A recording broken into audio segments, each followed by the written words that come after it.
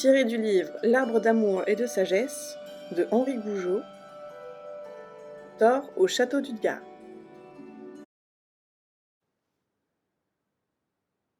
En ce vieux temps, Thor, le grand dieu, courait le monde avec ses deux compères, Loki et Thialfi.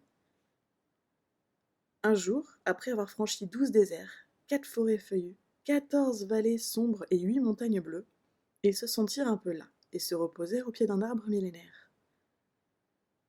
Alors ils aperçurent à l'horizon une forteresse si puissante et si haute que la cime des tours se perdait dans le ciel. Comme ils s'ébahissaient à contempler ces murailles qui traversaient les brumes du soir, vint passer sur le sentier une vieille bûcheronne courbée sous un fardeau de branches. Thor lui demanda quelle était cette citadelle. « C'est le château d'Utgard, lui répondit la femme. Et si tu veux m'en croire, étranger, prends garde de franchir ses portes. Car là demeurent des géants énormes et féroces. Selon les opinions les mieux autorisées du monde, ils sont proprement invincibles. Rebrousse donc chemin, c'est un conseil de vieille. La paix sur toi, bel homme. Qu'en pensez-vous, compère dit le dieu Thor, riant. Nous irons à Utgard, lui répondit Loki. Thialfi renchérit. Certes, et nous changerons ces géants en montagnes s'ils nous cherchent des poux dans les poils du menton. Voilà qui est parlé, dit Thor, l'œil allumé. Prenons quelques repos, et dès demain matin, cap sur le château d'Utgard. À la pointe du jour, ils bouclèrent leurs sacs et s'en furent frappés à la porte de la citadelle. On les fit entrer dans une belle salle, le long de ces murailles où pendaient des tapisseries tissées de chevelures humaines, des géants se tenaient sur des fauteuils de fer. Dans la cheminée brûlaient 10 troncs d'arbres. Près de ce feu était le roi d'Utgard. « Salut à toi, Thor, dit-il en ramenant son manteau sur ses cuisses. Ta visite m'honore, car ton renom est grand. Parmi les dieux qui gouvernent le monde, il paraît que tu es le plus haut, le plus fort, le plus subtil aussi. Mais peu importe. La loi de ce château est la même pour tous, hommes, dieux ou démons.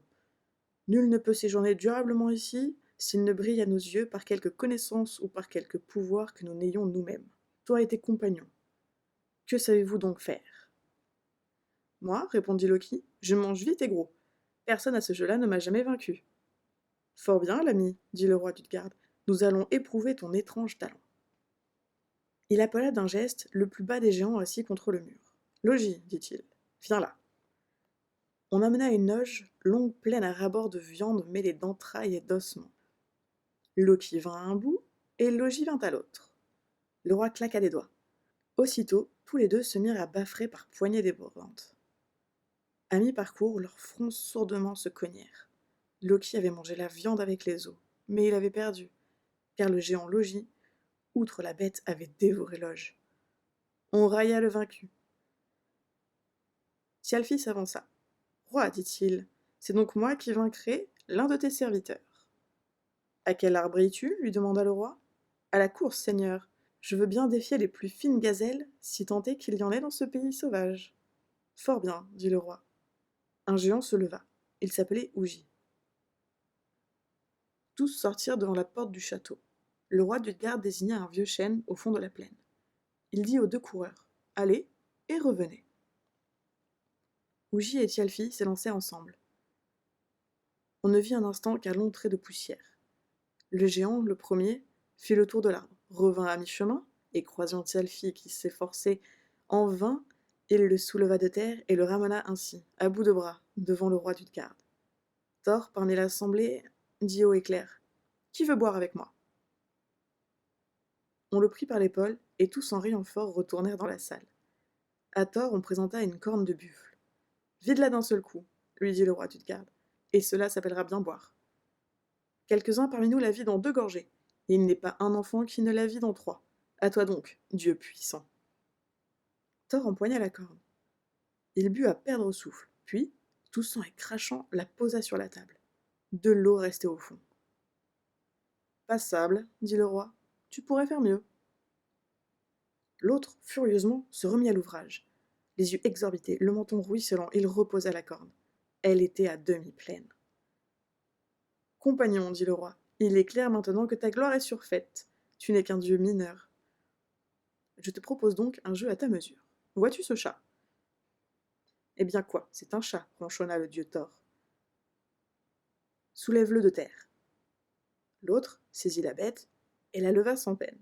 Le chat fit le gros dos, ses pattes s'allongèrent et restèrent plantées sur le tapis de laine. C'est ce qu'il nous semblait, dit le roi, en riant aux larmes. Cet animal est grand, et toi, tu es petit. Thor furieux répondit. Si petit que je sois, je suis prêt à combattre contre qui tu voudras.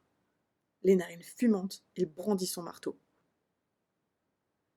La moindre de mes gens pourrait te prendre au col d'une pincée de doigts et te jeter dehors, lui dit le roi d'Utgard. Qui puis-je proposer? Ma nourrice peut-être, la vieille ailée. Il l'appela, elle vint. C'était apparemment une sorcière maigre, pâle, boiteuse. Elle courba le dos, et d'un bond de tigresse, elle se jeta dans les jambes de Thor. Il ploya les genoux. C'est assez, dit le roi. La nuit tombe. Il est temps de laisser nos amis se reposer un peu. Thor et ses compagnons furent conduits dans une chambre haute. Là étaient 3 grands lits. Honteux et fatigués, ils se couchèrent sans un mot et bientôt s'endormirent, le front dans l'oreiller. Le lendemain matin, ils firent leurs bagages. Le roi d'Utgard les accompagna jusqu'à la porte du château. Seigneur, lui dit Thor, je n'ai rien fait qui vaille, j'enrage et je suis triste. Ami, lui répondit le roi, il n'est pas un vivant qui soit meilleur que toi, et tes compagnons sont des gens redoutables. Sire roi, tu te moques. Du tout, ami, du tout. Vous avez affronté dans ce château bien plus que les géants, sachez-le.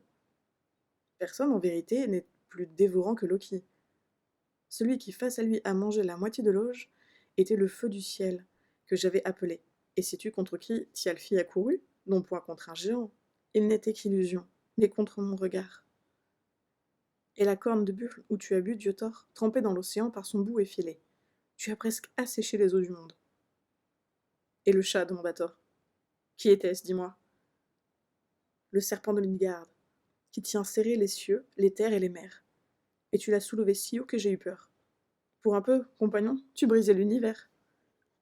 Et ta vieille nourrice? C'était la mort, dit le roi. Celle devant qui tous un jour ou l'autre tombent ne t'a même pas mis à genoux. Et toi, demanda Thor, qui es-tu, roi d'Utgard? Le roi hocha la tête et resta silencieux. Réponds-moi, hurla Thor. Il voulut l'empoigner aux épaules, mais ne saisit que l'air paisible du matin. Le roi d'Utgard avait disparu, et avec lui sa citadelle. Devant les voyageurs n'étaient que les grands arbres et l'herbe de la plaine. Et cric et crac, mon conte est fini.